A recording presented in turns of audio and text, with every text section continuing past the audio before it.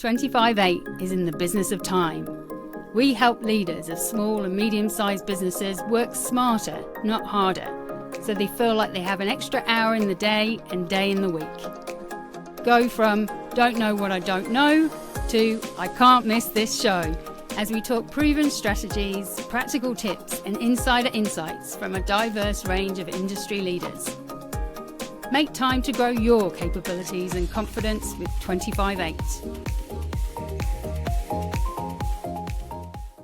This week, I'm going to talk about why many businesses struggle to achieve product market fit and what you can do about it. Launching a new product or service is exciting, but achieving true product market fit, or PMF for short, is far from straightforward. Many business leaders or entrepreneurs believe that they've reached product market fit, this milestone, only to discover later that their product or service fails to resonate broadly or sustainably within their market. According to Investopedia, insufficient market demand remains one of the top reasons businesses fail. So why exactly is finding product market fit so challenging?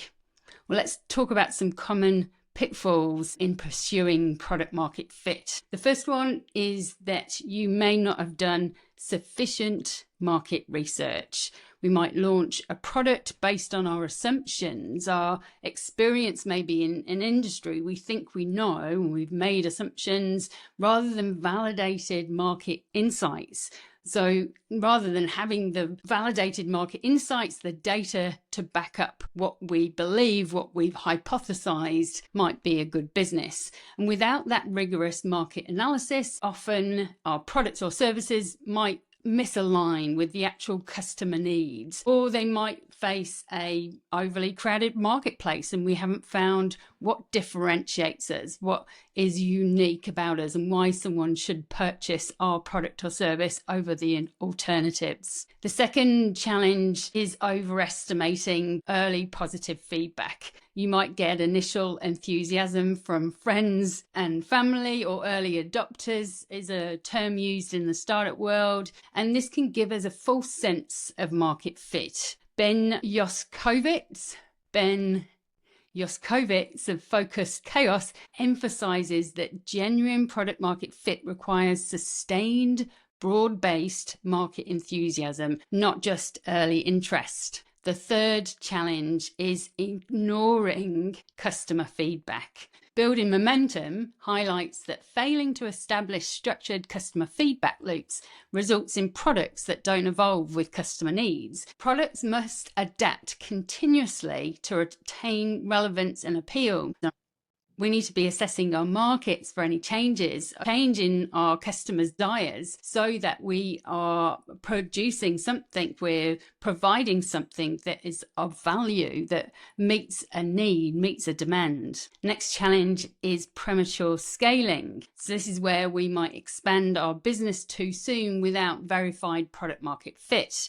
And this can be really detrimental. According to Close CRM, scaling prematurely often leads to wasted resources, increased customer churn, and operational strain, weakening the business overall. One of the things that we really look at is retention, customer retention. Sometimes we're too quick to get customers in without thinking about how we can continuously provide value so that they come back for more. The next challenge is misinterpreting the early sales success. This can link back to overestimating the feedback that we get. We might have done a crowdfunding campaign, or we might have got some great sales at the start, and this might mislead us into believing that we've got widespread demand. And so in doing that, it means that we think that that demand exists without getting it to the wider market. Wired notes several prominent startups, including JuiceRow, fell into this trap,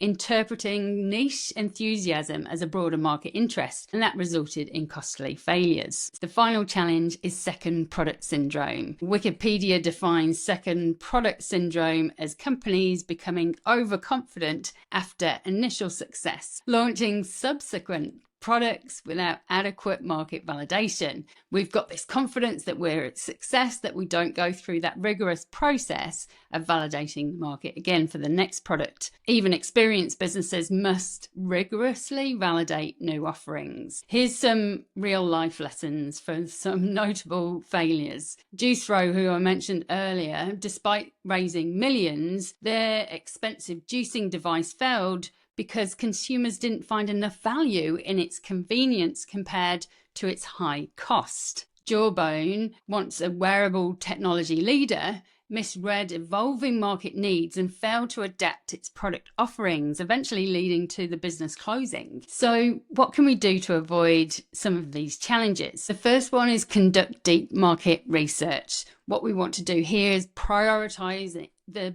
depth of understanding of the market. We do this through detailed analysis and active engagement with potential customers.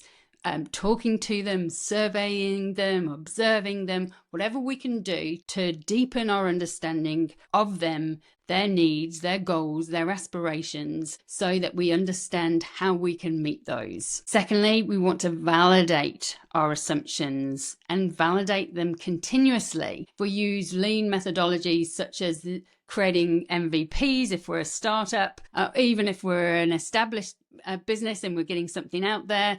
We want to get it out there and iteratively test our assumptions directly in the market with actual customers. Thirdly, we want to establish strong feedback loops. We need to be continuously measuring what our customers think, what their needs are. So regularly solicit and incorporate customer feedback.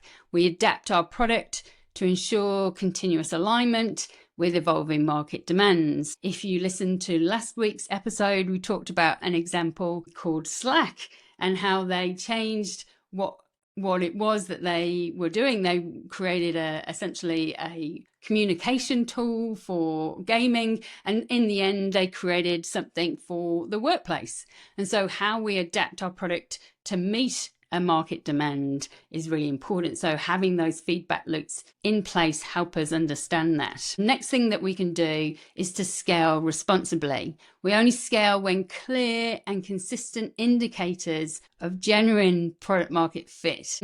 And so this means only scaling when we've got clear and consistent indicators of genuine product market fit. And these indicators might be repeat sales, organic growth, and enthusiastic market feedback from many different sources. And finally, it's really important that we stay agile and ready to pivot so that we can adapt what it is that we're doing to fit the market.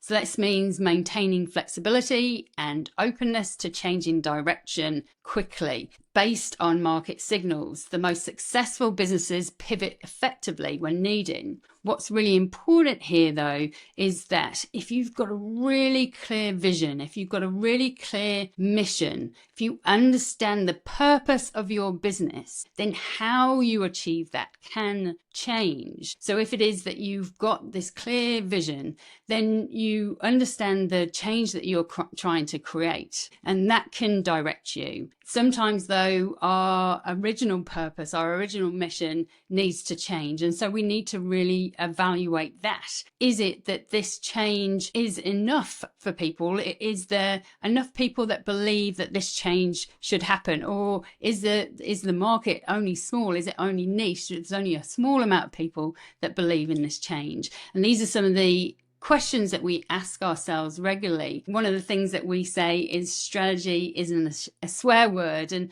often in these early stages we're told to get things out and get things out quickly, and that's true. When we talked about minimal viable products, we want to get something out that's not perfect so that we can get that feedback. But what is really important is that we strategically think about the results. We're thinking about what to do with that information. And so that is an important piece. It's important to be strategic in these early stages so we can make these decisions based on the information that we're gathering through this process. And the more strategic we are, the more data we collect, the more strategic we can be, and then the better the decisions that we make, and the more likely we'll find product market fit and find find it quickly so that we can get to the next stage in our business. So finding product market fit isn't just a tick box activity, it's an ongoing journey of constant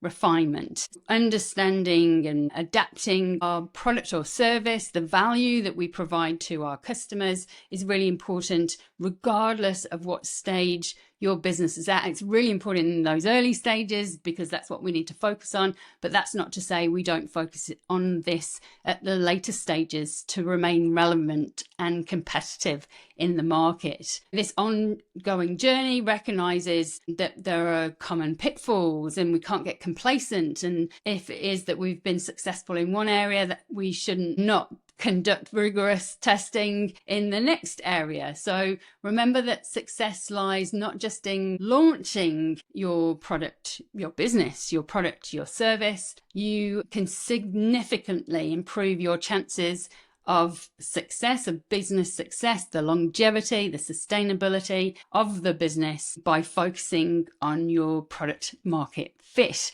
And this is why we talk about this being really important. And I was having a conversation this morning with someone else saying that we look to product market fit regardless of the stage, at the start of every journey that we have with every business that we serve, to make sure we understand their product, their positioning, their understanding of their market and their customer, and how that makes them unique and why people should engage them or buy from them. Ensuring that your market truly values what you offer means that, and having that mindset of continuously measuring, that is one of the best skills that you can have as a strategic leader taking a business into the future. Thanks for listening to Make Time, a business podcast by 25/8. If you like the show, please take a moment to write a review and feedback on what you'd like to hear next. If you never want to miss an episode, hit subscribe or follow on your favourite listening channel. If you want to get even smarter, join our newsletter, community, or take one of our programs. Links down below. See you next time.